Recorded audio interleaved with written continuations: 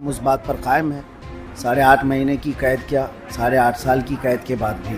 अस्सलामुअलैकुम वरहमतुल्लाहि वबरकातुहू। दोस्तान मोहतरम, जैसे कि अभी आपने ये इंटरव्यू देखा मुफ्ती सलमान अजहरी साहब का।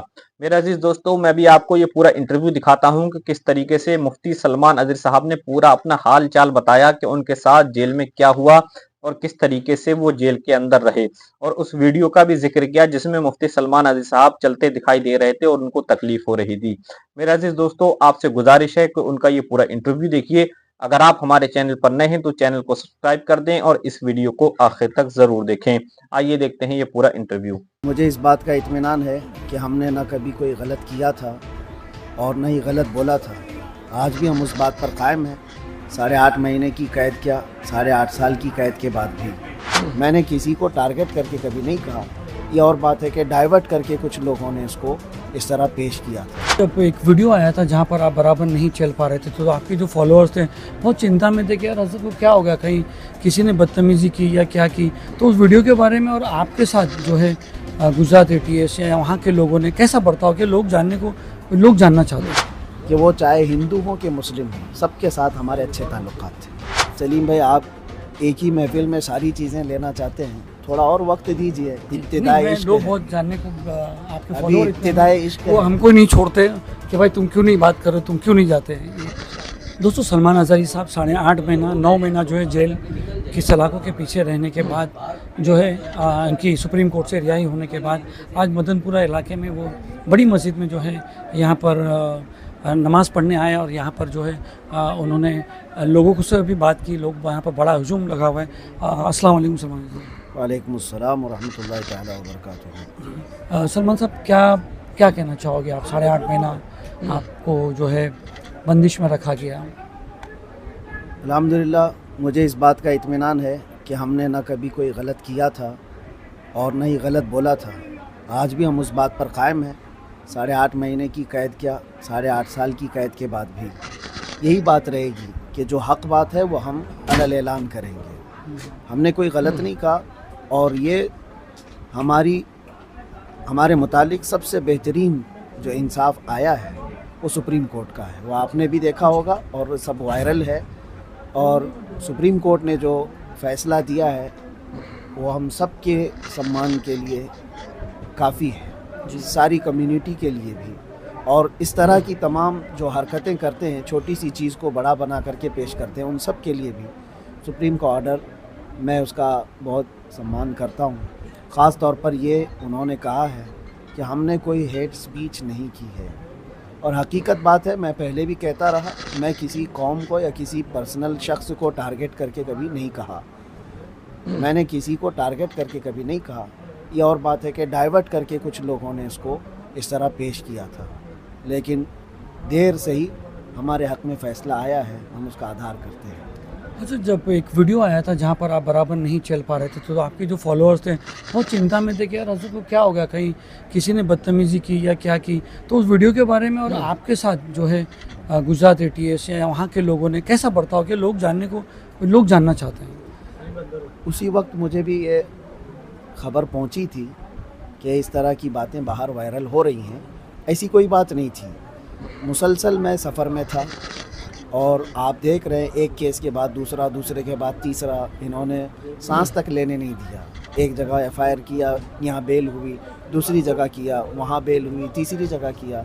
तो मैं मुसलसल सफ़र में था और वो जिस वक्त की वीडियो वायरल थी वो करीब मैं तकरीबन 9 घंटा बैठ करके सफ़र करके रात 3 बजे पहुंचा। सख्त ठंडियों की दिन थे और रात भर सोया नहीं सुबह तक। और फिर इन्वेस्टिगेशन भी हुई। उसके बाद कोर्ट में जब हाजिर किए सुबह 10-11 बजे, मुझे मेरे बैक पेन का मसला है और आज से नहीं, 4-5 साल से मुसलसल सफ़र की वजह से मेरे पीठ में, कमर में दर्द है और वो ठंडियों में बढ़ जाता है, जिसकी वजह से वहाँ पर भी ये दर्द शिद्दत का हो गया था।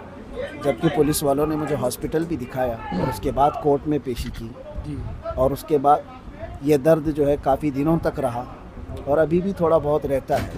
तो वो मेरे अपने दर्द की वजह से हो सकता है उस वक्त मेरे चलने में फ़र्क महसूस किया हो, वरना बदतमीज़ी इस तरह की कहीं नहीं। जिस तरह से आपको ये बॉम्बे से घाटकोपर से लेके गए थे और यहाँ से लेके गए वहाँ तक, उसके बाद तक 8 महीने तक पुलिस कस्टडी, इन्वेस्टिगेशन, ATS, क्या बर्ताव रहा उनका आपका, तो मतलब कैसा रहा?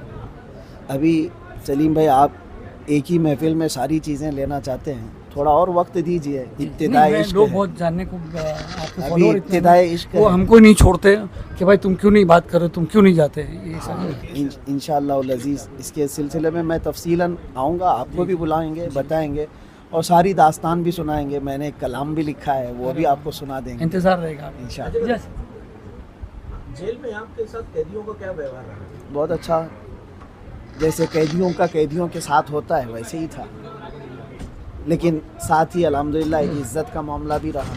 इज्जत। हाँ, यह और बात है कि आप में से अगर किसी का कोई टच है या कोई ताल्लुक़ है तो वहाँ जा कर के मालूम भी कर सकते हैं कि वो चाहे हिंदू हों कि मुस्लिम हों, सबके साथ हमारे अच्छे ताल्लुक़ात थे और सब इज़्ज़त करते थे और सब साथ में रहे। कभी 8 महीनों में कोई ऐसा खलफशार नहीं हुआ और कोई वहाँ ऐसे इंतशार की बात नहीं आई।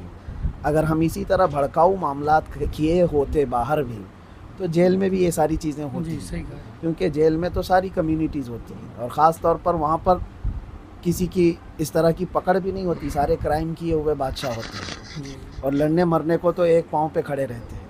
लेकिन अल्हम्दुलिल्लाह कभी ऐसी नौबत नहीं आई, इसलिए कि हम वहाँ पर भी मोहब्बत का पैगाम फैलाते रहे।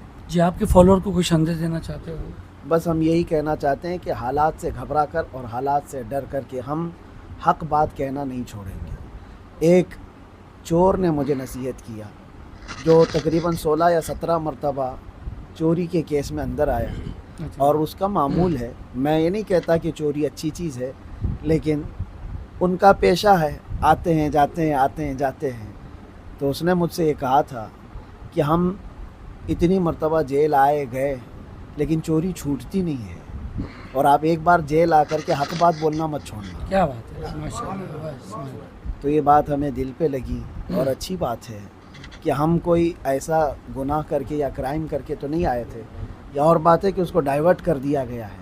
इंशाअल्लाह अज़ीज़ वक्त आएगा, वो भी समझ जाएंगे, हम भी समझ जाएंगे इंशाअल्लाह। आज हालात इलेक्शंस के बहुत अलग हो रहे हैं, तो क्या लगता है आपको, मतलब कुछ कहना चाहोगे इसके ऊपर कि कोर्ट के ऑर्डर है? जब हम आएंगे तो इंशाअल्लाह उस पर भी बात करेंगे। भाई खल्ला से आपको भी कॉन्टेस्ट करने के वास्ते मतलब यहाँ के लोगों ने ऑफर दिया था और आपने हामी भी भर ली थी, फिर एंड मौके पर जो है आपने इनकार कर दिया, उसकी क्या वजह थी? ये तो आप लोगों की मोहब्बत या आप लोग मदनपुरा वाले होंगे जो एक रात में दूल्हा बना देते हैं। हमने इस तरह से कोई बात अपनी तरफ से नहीं पेश की थी। हम सफ़र में थे केरला में, मुझे इस बात की वो नहीं है। एक बात यहाँ पर चली थी, एक बार 2 दिन से चल रही है। कि क्या नाम है, हजारी साहब जो है वो तैयार हो गए हैं, बोले बस आ रहे हैं, उनका पेपर आ गया है, व्हाट्सएप पे आ गया है, सारा डॉक्यूमेंट आ गए हैं, यहाँ पर फॉर्म भी भरने की पूरी अल्लाह तैयारी हो तबारक व गई। तआला ने हमारे साथ ये मोहम्मद शाकिर अंसारी है, इन्होंने भी मतलब ना बहुत भाग दौड़ की थी, तो फिर एंड मोमेंट पे ऐसा हुआ कि क्या हजरत नहीं आ रहे हैं, नहीं लड़ेंगे इलेक्शन। नहीं, असल मसला ये है कि मदनपुरा वाले आप लोग ये चाहते हैं कि आपकी कुर्सी पर बैठें, और पूरा हिंदुस्तान भी चाहता है कि मैं उनके लिए भी कुछ काम करूं। बेशक। तो एक मखसूस कुर्सी के लिए नहीं, अल्लाह तबारक व तआला ने जो कुर्सी दी है वो बहुत बड़ी है। मोहतरम, जैसे कि आपने ये इंटरव्यू देखा, उम्मीद है कि आप पूरा इंटरव्यू देखकर समझ गए होंगे कि मुफ्ती सलमान अज़हरी साहब के साथ जेल में क्या क्या हुआ और किस तरीके का मामला पेश आया। मेरा अजीज दोस्तों, मिलते हैं इंशाल्लाह आने वाले अपडेट के साथ। अस्सलामु अलैकुम वरहमतुल्लाहि वबरकातुहू।